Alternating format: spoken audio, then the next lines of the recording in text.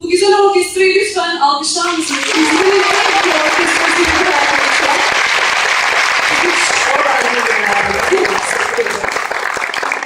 Bir de amcam var ya, aklına takmıştı çocukları çalışmaz diye.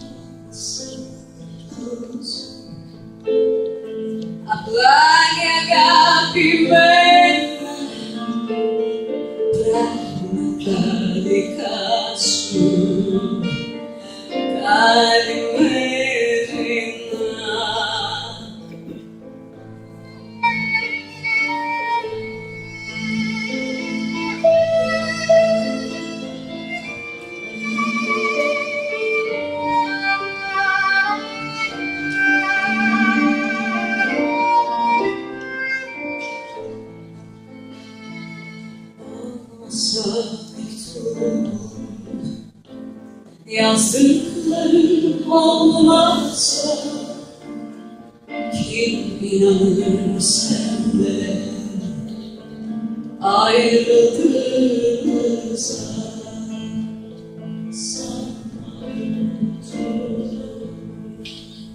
Kalp ağrısı zamanla her şeyi unutarak yaşarır sanmam.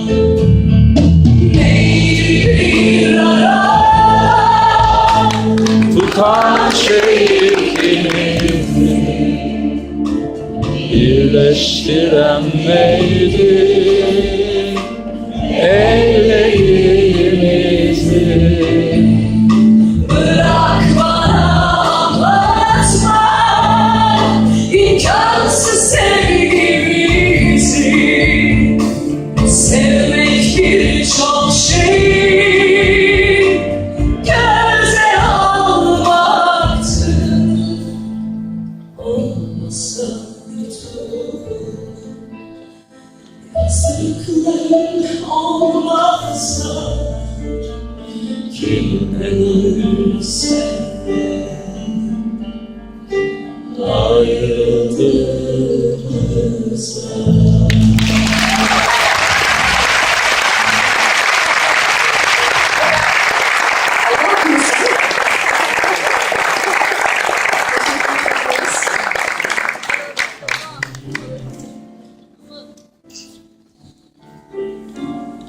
Bu şarkıyı biliyorsunuz.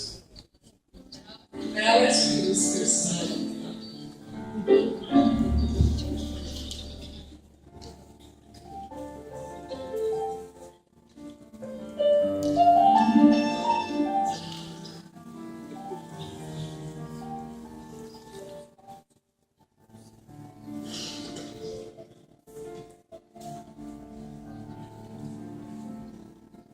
Hey Onbeşli, Onbeşli, tokat yollar taşır. Hey Onbeşli, Onbeşli, tokat yollar taşır. Onbeşli kızların gözü yaşlı, asla gelmesin eylülde. Dolandım sende dolan geldiğinde, insan oldum yazısı Onbeşli'ye. Aslan yarim senin eylülde. Ben dolandım sende dolan geldiğinde.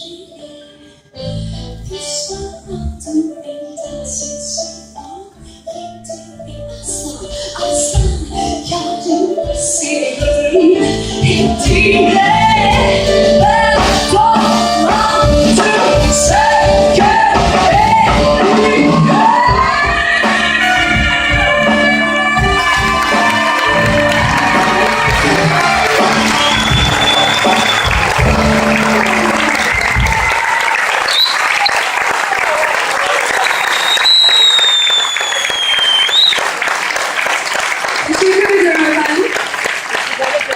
Kendi adıma değil ama orkestraya teşekkür ediyorum. Çünkü inanılmaz bir performans sergiliyorlar. Oradan çok görünmüyor olabilir ama gerçekten bu insanlar bu şarkılar için çok fazla uğraşıyorlar. Ekstra alkış onlar için istiyorum.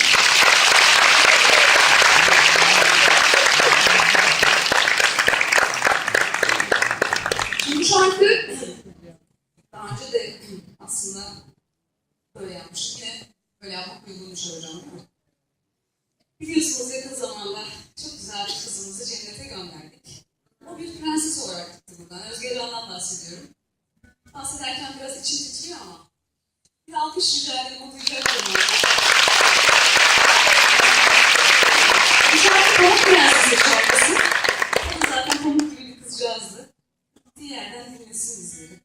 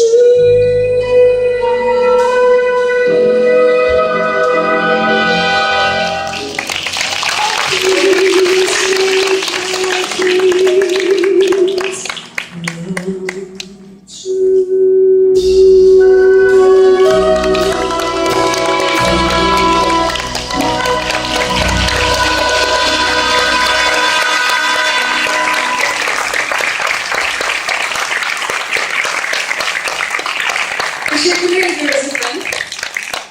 Gerçekten alkışlarınız için çok minnettarız. Zaten işimizin en güzel karşılığı siz böyle veriyorsunuz. Çok teşekkür ediyoruz. Ve şimdi, evet, ben biraz damat köylü bir insanım. Sevgili müstakbel eşim de bir tarafından Makedon'dur. Çok güzel bir Makedon halk türküsü söyleyeceğim sizlere. Umarım beğenirsiniz. da ben de beceririm.